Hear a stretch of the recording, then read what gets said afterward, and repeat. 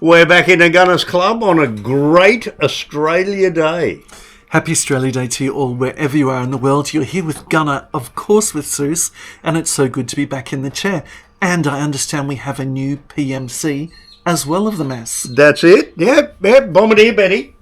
There she is. Bombardier Betty, well, I better be nice to her because she outranks me still. Today we're talking about my favourite actor, I think probably your favourite actor, possibly yours at home as well, Al Pacino. Oh my God. Or as he would say, hooah! I actually caught up again with that film this week, Scent of a Woman. Yeah. It's one of those films where you think maybe he slides dangerously close to being a ham, or maybe that's just his style of acting. This week I bought his autobiography, which has recently come out. It's called Sonny Boy, and that's from that old song that his mother used to sing to him, "You'll never know how much I love you, how dear you are to me, my sonny boy." And it's a really good read. He didn't write it by himself. It was a collaboration, but you get the feeling of it being a very intimate story. You find out a lot more about him than what you think that you would. For a start, he was born in New York in 1940. Lived in the South Bronx. It was a very different South Bronx. That would have been a tough area back in those days. It was a tough area. He didn't live in the Italian part of town, but it was very European. You'd have a lot of Irish, you'd have a lot of Eastern Europeans. Yeah, a lot of Polish, all that. A lot of Jews as well. Yep. And so he really hung out, and he lived with his friends basically on the street. He lived on the 5th floor of a tenement, and although there was 2 bedrooms, you'd have about 10 people living in that apartment at any time, and you could fall asleep next to your grandmother or grandfather and wake up with an uncle by your side. You see, no one actually had their own bedroom there. Oh, no. And his life was really a carefree life as a kid. So around the age of 10, he'd hear the call from downstairs, his mates in the street calling down for him. And he'd run downstairs, sometimes even jump down a few floors, and they'd get up to all sorts of stuff. It makes me think a lot about a Billy Joel song. You know, you might have heard that we run with a dangerous crowd. We ain't too pretty, we ain't too proud. And that's pretty much what it was like for him, that life on the street. They get up to petty crimes, fights, injustices, looking about women and discovering what life was all about. As kids and teenagers do. Before the modern age, before screens were put in front of their faces. Exactly and before right. They were cotton-wooled. Yep. But what I loved about the book was learning about what makes this man tick. Now, as a young man, he had no goals. And even as an adult, he really had no goals. No aspirations. Either something stuck to him, and that's what he wanted to do, or it didn't. Now, when I grew up, I knew what I wanted to be. I never became those things, but I had a goal at least of what I wanted to be. It wasn't going to be an astronaut or something. Helicopter pilot. It was. Oh, there you go. Yeah, that's still achievable, believe it or not. The noble art of accounting instead. But it wasn't until basically he was a young man, about 15, and went to the theatre for the first time, and he discovered Chekhov. Now, if you go back to one of the Seussology videos we did on the art of the duel, we do refer to a book by Chekhov. Yep. Remember? Called The Duel. But this really influenced him. He made sure that he kept the work of Chekhov in his back pocket, and wherever he would go, he'd be reading on the bus, he'd go into a cafe, and he'd be reading there during the cold days. He went to Performing Arts High School, and I think that's really where he was sort of hothoused for a short time. Yep. And he was influenced, but he left pretty much as soon as he was legally able to leave at the age of 16. His mother wanted him out at work. He lived basically just with his mother. The father was 18 years of age when he was born, and that relationship didn't last.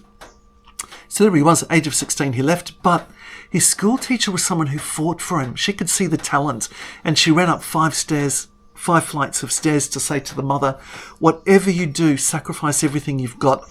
This boy has got a talent that must be developed and cannot be neglected. And certainly it wasn't neglected, but it took a while for him to find the right role. And I think it was, the film Scarecrow came out, and then it was Panic in Needle Park, where he started to get some attention. But 1972, only his third appearance on screen, he was already one of the main roles in The Godfather. Michael Rizzi, will you be baptized? At 19. Well, 1972, that was. Oh, he would have been 32 years of age. Yep. Yeah. What a role incredible. that was. What a film that. What a series of films that was. What a series of films. And, people say that there's only a couple of films where the sequel, here we're talking about part 2, could be said to be better, perhaps, than the first. And people say The Godfather's one of those. The Empire Strikes Back, they say, is better than Star Wars. I would agree with that. But without Star Wars, there would be no Empire Strikes Back. You could say with The Godfather Part 2, well, there probably would have been something similar because Mario Puzo wrote a lot in that genre. Yep.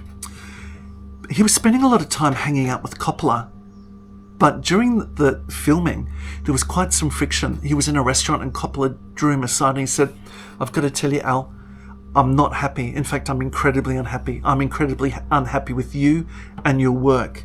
This film is not going the way that it should, and I've got a lot at stake." And so I thought, my God, what am I going to do? I've only started the filming in this, and this could be the big break. So what they decided to do was to move forward one of the famous scenes. You remember the scene where he's in the restaurant and he asks for the policeman to excuse him and says, "We're going to speak a bit of where he's Italian." going to get the gun out of the toilet. And he goes back to the cistern to get the gun. Yep. Now, people accuse Al Pacino perhaps of being even a bit of a ham, okay? Because he's so exaggerated with the way that he acts. But because he was so subdued in this film, what he wanted to show was this character was going to come out of nowhere and show the strength and the grit and the drama to be able to take over the family eventually. But he held that back. And when you film, you don't necessarily film in sequential order of the way that the film will actually be shown on screen or the book. So they bumped that forward and you could see the drama and you could see the degree to which his character was willing to go as well. And that really saved his hide. And I think because it saved his hide, well, it saved the hide of that movie, The Godfather, as well. It was only a couple of years after that, remember that was 72, in 1974, he was back again to do The Godfather Part 2. And when he was doing that part, which I love, which you think is in Cuba, it was actually in Santo Domingo in the Dominican Republic, where it was filmed, where he's on the rooftop and he's talking to Roth about believing that there's going to be dramas in Cuba. His family doesn't want to invest in Cuba because he saw a person who was willing to lay down his life rather than to see the change to the country. I think that, to me, is the moment that made that film absolutely great. He had, I think, a hero's run of films during that time. So he had The Godfather, he had Serpico, where he was basically playing a cop. An undercover cop, basically. But well, here he was playing a cop that basically wasn't going to accept bribe money. And to get that role, what he did was he interviewed the chap who played Serpico in real life, actually was that character, and he says, "What is it that made you decide not to accept this money, or even just take the money and put it away into a charity?" And he says, "Because I couldn't bear to listen to my favourite classical music and be the person who behaves in this way." So he's really coming from a fountain, I think, of integrity. And he immersed himself into the roles. And I think that's why we say that he was a method actor. And a method actor is someone who draws on emotions and past experiences, whether they're visceral emotions, which are psychological, or even physical pain. And that's where we got such pathos, such passion and suffering out of him. Part of that dream run as well was films like Dog Day Afternoon. Incredible, if you like it, just for the fact that when they run with the dolly, they've got the camera on the tracks and it just runs down the whole length of the bank. That was a film where effectively he was raiding a bank with his partner so that his partner could afford the sex change operation. That's right, Quite incredible. So he had that amazing run, a dream run. He was really holding back on taking up the role of the Godfather for the second time. But when the drawer was opened and he saw a tin that explained to him contained $1 million, his first paycheck was only $35,000 for the first Godfather. He decided to take it. There was a long period, where he really wasn't doing much in the way of films. But people would bump into him, and because of his face, he was recognisable. Yep. People even referred to him as Michael, as in Michael Corleone. Yeah. Funny fact, his father's father was actually from the town of Corleone in Sicily, and that wasn't apparent to him. When That is an interesting fact. Wow, okay. But people were saying, we need you to come back, we need you to do some more. So he started to get some good films again. I would have thought that he was a really confident chap, because on the screen you see this explosive, animated character. But in fact, he wasn't really like that. There were things that he knew, and the things that he knew that he didn't know. Yeah. For example, he met Diane Keaton through The Godfather. She was one of the actresses, worked alongside with him. And there was one stage where he was starting to lose the money. He didn't have very much left in the kitty. And she took him to her lawyer, and she said, "Tell me who and what you see. And I don't want you telling me that you see a great actor or a repository of talent. What you see here is an idiot, a moron. You have to take control of him." And basically he acquiesced, because he was a moron. He said finances for him were like learning calculus. Yeah. Remember, he was a As is self-schooled to man. a lot of people today. Yeah. So there was one stage where he lamented that his finances went down to 90,000. Another stage where, and you might wonder why sometimes he took on moronic roles, like, for example, the cross-dressing romp Jack and Jill with Adam Sandler. Well, at that stage, he was getting on in years, and he realised that his accountant Ripping him off? was ripping him off and not doing the right thing. Although he had 2 cars to his name, he was paying for something like 16 cars. Although he wasn't living in a certain property, he was paying a landscape of $400,000 US per year to landscape that property. Although a normal person only has 1 mobile phone in his name, he was paying for 23. When he was taking holidays, he was renting the top floor of the Dorchester and inviting people to come along with him so his kids could, experience the playground that is Europe. Money was running through his fingers, so it meant he wasn't at that stage picking the best roles. Before he could pick the best roles, and he was knocking back a role even if it was great, but he said, I simply don't feel it. I simply don't feel this role. Star Wars, the role of Han Solo was presented to him. My God. Could you imagine what that would be like? Wow. Well, that would have made a completely different Star Wars series, wouldn't it? Imagine having the rogue being Al Pacino instead of the unemotive Harrison Ford. Yeah. Could you imagine what it would be like? The encounters with Jabba the Hutt? Can you imagine? You imagine maybe horses' heads being left in Jabba's bed if Jabba was after him? I think we would have had a lot of fun. My favourite work, I think, from Al Pacino was the 3-part HBO series Angels in America. I liked it because it dealt a lot with the idea of an afterlife, the panic of the AIDS crisis as well. Yeah, that's right. In America at that time. And he has done a lot of films which sort of dealt with that community as well. The Dog Day Afternoon. There was a film called Cruisin', which was through the director who had recently done that was a very early The film, Exorcist. wasn't it? Yeah. That's right. In which he effectively refused the salary and gave that basically to the LGBTQ community because he didn't like the way that it was portrayed. So effectively, you don't have control of the final edit of something or how something's portrayed when it comes out. Yep. Talking about, I guess, the afterlife and things like that, he's getting on in years. So at the age of 84, he's just had another child. What? That's quite some effort. It seems to be bringing some joy to his life. And I guess it changes the way that you think about what your purpose is on this earth if you've At recently 84. become a father as well. Yeah, so this lady quite likes the older, rich gentleman. Well, I would imagine she would. Yeah, I think she's been with Mick Jagger Yeah. before as well. What you may not know is only a few years ago, although he's had a lot of brushes with death as a child, falling under ice in New York at play during winter, things like that, he believes he actually recently did die only a few years ago. And it was during the period of COVID.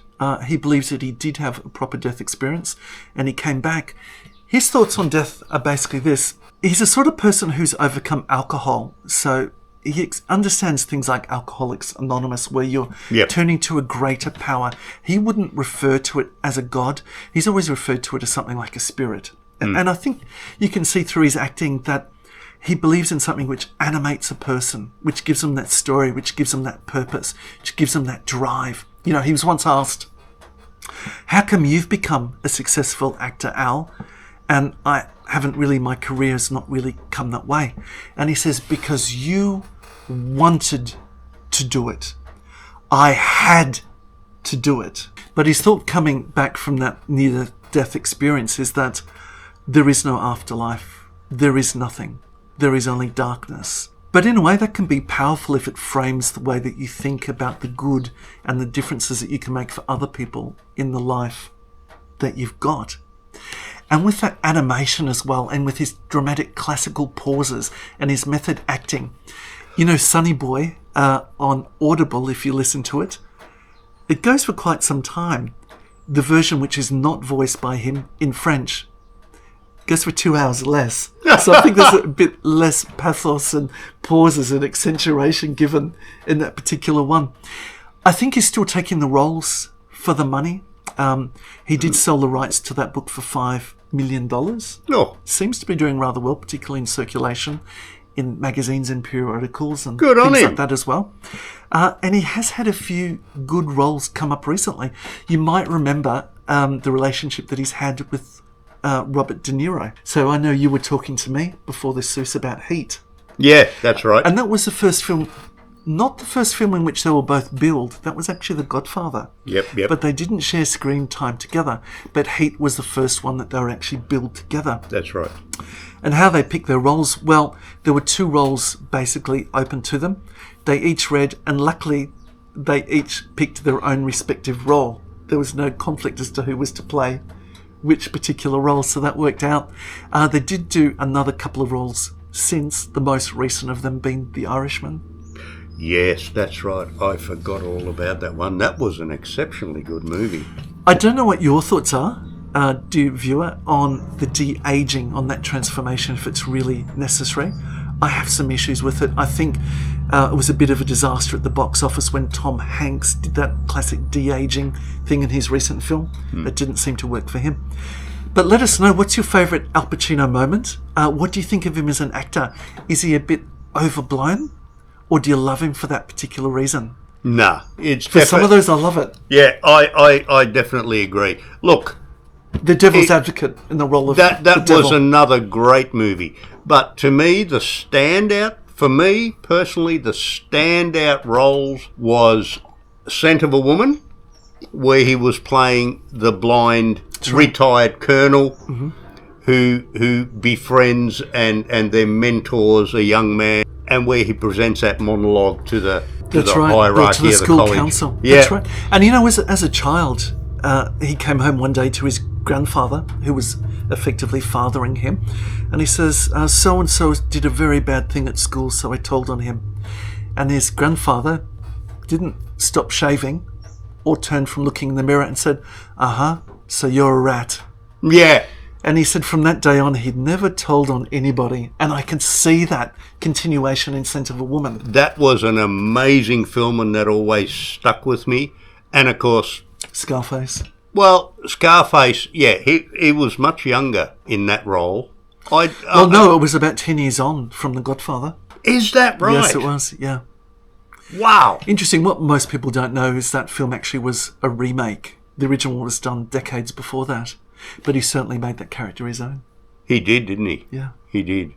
That was, wow. He's done so many. I mean, what a career. Oh, that's right. And he's been awarded handsomely for it as well. Folks, if you like what you see, stay with us for the next video. Join us on Seussology. And don't forget to like and subscribe, and we'll see you on the next one. Comments on your favourite film, and we'll talk soon. Yeah. Good on you guys.